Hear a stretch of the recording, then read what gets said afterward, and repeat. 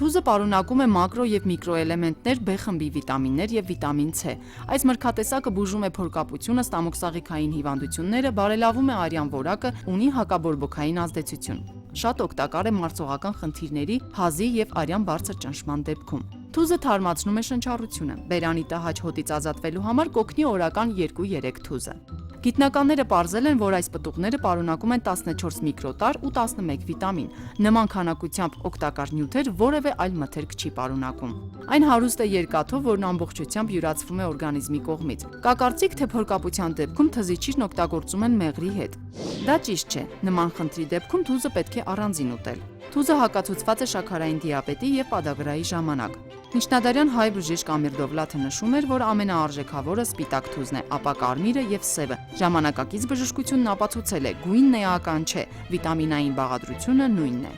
Ասում են, թզի կաթը, տերևներից ու պտուղների ցողունից արտազատվող սպիտակ հյութը բուժում է գորտնուկն ու վիտիլիգոն։ Դա ևս միֆ է։ Ասում են նաև, թե թուզը հիանալի դիետիկ միջոց է, մի հավատացեք, քանի որ այն բարձր կալորիականություն ունի։ Եվ հիշեք, բնությունը կարող է հրաշքներ գործել, բայց այդ հրաշքներից պետք է օգտվել բժշկի խորհրդով։